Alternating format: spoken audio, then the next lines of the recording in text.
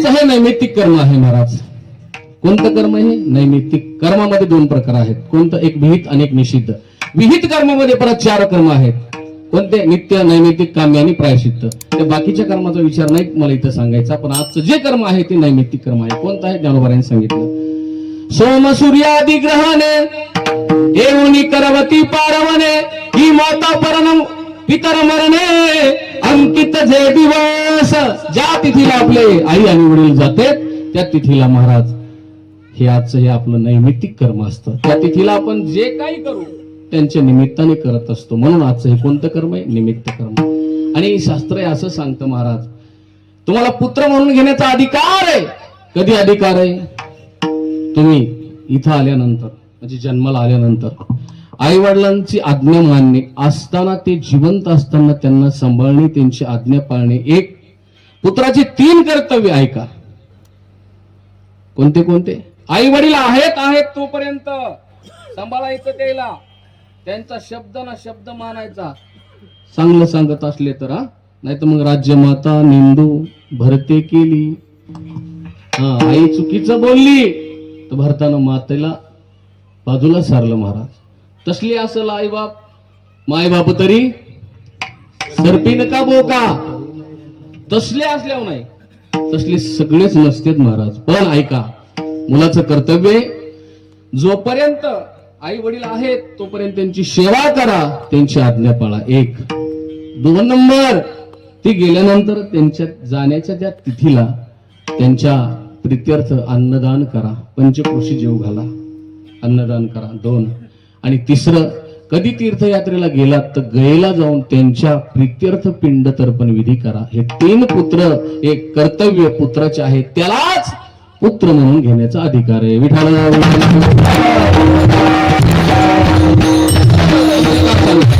जीवतो वाक्य करणात क्षया हे भूरी भोजनात गयायाम पिंडदानाश त्रिभुही पुत्रस्य पुत्रताः. काय सांगते शास्त्र? जीवतो वाक्य करणात, आपल्या माता पित्याची आज्ञा पाळली पाहिजे. जर नाही पाळली तर आपण पुढच्या जन्मात भैर्य होऊ शकतो, असं नाथ महाराजांनी आपल्याला म्हणले. संत कीर्ती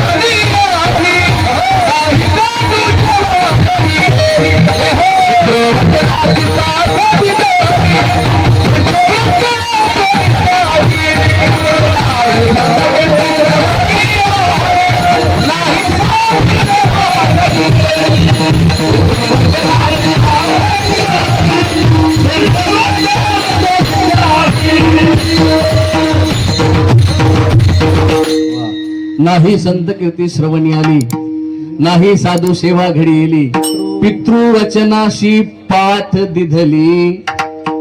महाराज काय सांगितले नाथ महाराजांनी? पितृवचनाला आपण पाठ दिली म्हणजे हाक मारली आईनं, अरे बाळा इकडे ये. मोठा झाले हो, लहान लेकरं ऐकत येत, मोठाले घोडवेच ऐकत नाहीत. त्यांची आज्ञा जुगारतेत महाराज आणि तशीच निघून जाते. माता मावली पाचारी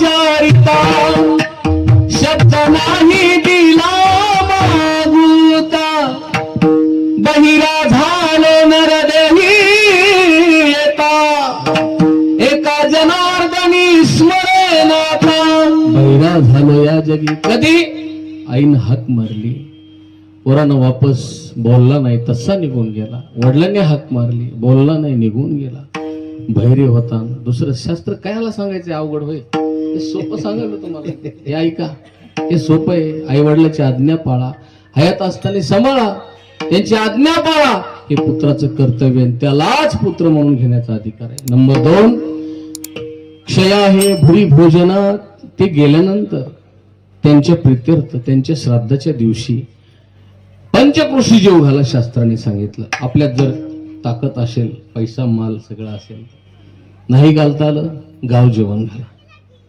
तरी आपले पितर तृप्त होते एखादा म्हणला महाराज गाव जेवण घालणे इतकी माझी हिंमत म्हणजे ताकद नाही नका जेव घालू 5 वारकरी जेव घाला ते म्हणलं 5 वारकरी जेव घालणं होतं एक अतिथी जेव घाला तिथीला नाही त्या दिवशी त्या तिथीला तुम्ही दारात उभे राहा आणि जाणारा येणारा माणूस सहज बोलवा आणि त्याला जेव घाला ते मला तेही केलं असतं पण बायको ऐकत नाही बरं म्हणले मग आता काय करा एकही जेव घालला का माणूस तुम्ही काय करा म्हणले एक गुळाचा खडा घ्या विस्तावरती ठेवा पाणी फिरवा तरी पितर तुमचे तृप्त होते ते म्हणला गुळाचा खडा बी नाही घरात बर एक काम करा म्हणे गंगे इतकं आपलं गंगेच्या पाण्यात कमरा इतकं जा गंगेचं पाणी घ्या आणि गंगेला समर्पित करा तरीही पित्र तुमचे तृप्त होतील हे शास्त्राने सांगितलं ते म्हणला पाण्याचं लय भी वाटतं म्हणला कोणी खालीच ओढून नेलं तर बर ते नाही मग तुम्ही काय करा म्हणले कोणी नाही अशा ठिकाणी जा एखाद्या अवघड्याच्या म्हणजे आळुशाला जा खरं सांगलो शास्त्राने सांगितलेलं आहे आणि नग्न अवस्थेमध्ये बोंब मारा म्हणले पित्राच्या नावानं तरी पितर तृप्त होते ते म्हणलं तसलंही नाही जमत मग एक काम करा म्हणले काय तुमच्या गल्लीमध्ये एखादं आडबीड आहे का म्हणले हिरे हो हिरीव जा म्हणले ते आडाव बर बघा हे आधीच कळाले लय 4G माणसं आहेत महाराज असे लागतीलच मग काय करू काय ना म्हणले तिथं जा कमराला एक दगड हाना मग उडी हाना म्हणले ते म्हणलं मरण ना मग त्याच कामात असतो आता काय करतोस अरे गुळाचा खडा नसते का घरी कोणाच्या महाराज क्षया हे भुरी भोजनात ते गेल्यानंतर त्यांच्या प्रित्यर्थ तुम्ही पिंड दर्पण विधी करणं गरजेचं आहे आणि गयायाम पिंड दानाश्च त्रिभिः पुत्रस्य पुत्रताः गयेला गेलात तर त्यांचे प्रित्यर्थ पिंड दर्पण विधी करा एवढं जर करत असाल तरच पुत्र म्हणून घेण्याचा अधिकार आहे कारण तुकोबाराय म्हणले ना माझे झाले गयावर जाना पितले पितरांचे ऋण पितले पितरांचे ऋण माझे झाले गयावर जान माझे झाले गया अर्थात जर हे करत असेल तर महाराज त्याला पुत्र म्हणून घेण्याचा अधिकार आहे विठ्ठला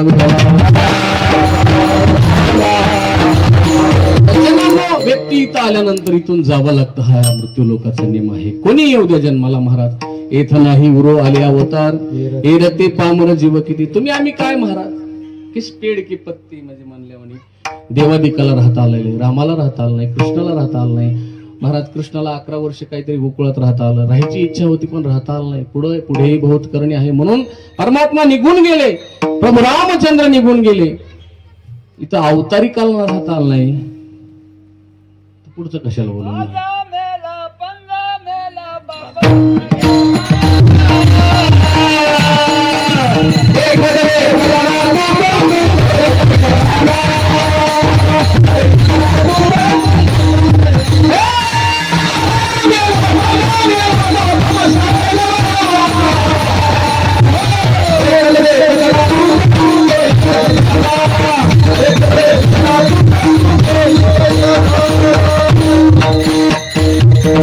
मेला पौजा मेला बाप मसना गेला देखत देखत नातू बनतो तोही तैसा झाला. आज कोणालाच इथं राहता येत नाही. उपजल्या पिंडा मरण सांगाते मरते उपजते सवची दे मरते उपजते सवेची जन्मले ते बाळ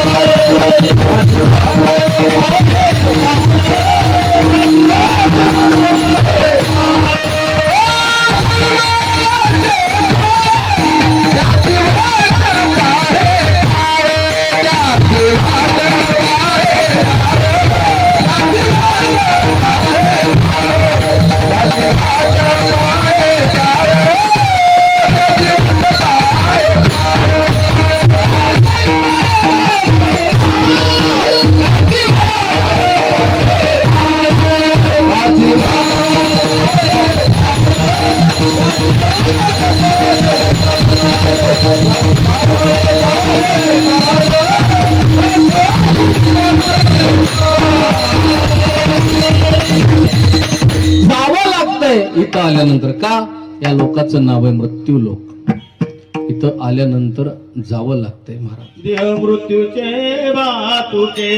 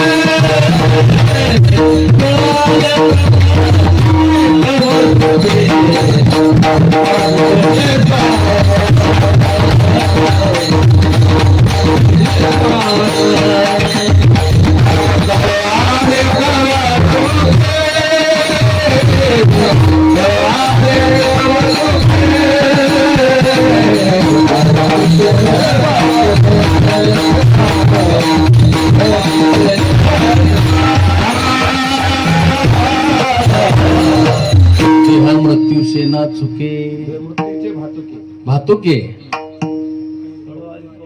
कळ आले कवतुके काय काय मानिले सार. महाराज अर्थात हा देह काळाचं खाद्य आहे.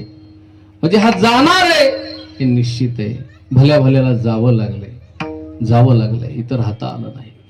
कोणा संघही बसा तुम्ही.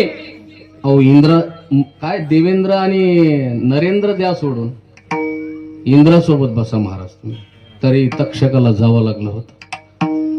तक्षकानं एकदा पूर्ण आलेली कथा आहे. इंद्राचा आश्रय घेतला होता. इंद्राचा जेव्हा तक्षकाच्या नावानं आहुत्या सुरू झाल्या तक्षकाय स्वः तक्षक काय तक्षक तर येऊच लागला पण इंद्राची खुर्ची हालू लागली. मग म्हणले तू बघ म्हणले मला राहू दे. भल्या भल्याला हे झालं नाही.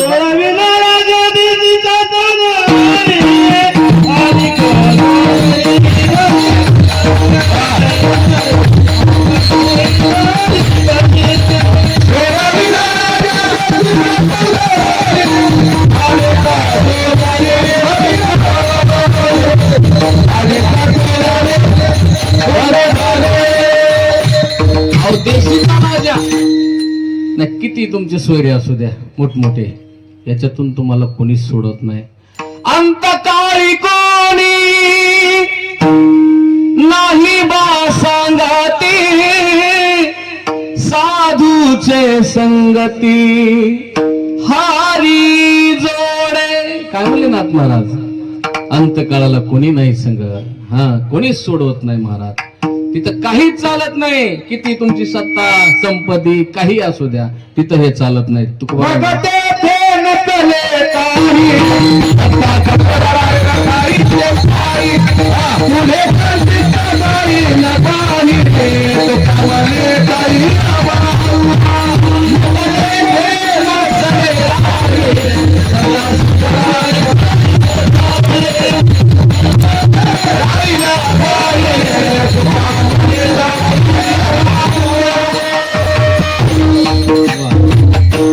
कसे आहेत कलाकार, बरे आहेत का? शब्द काढले थोडे महाग आहेत महाराज, म्हणजे इशारा केला जाता जाता विठाला विठाला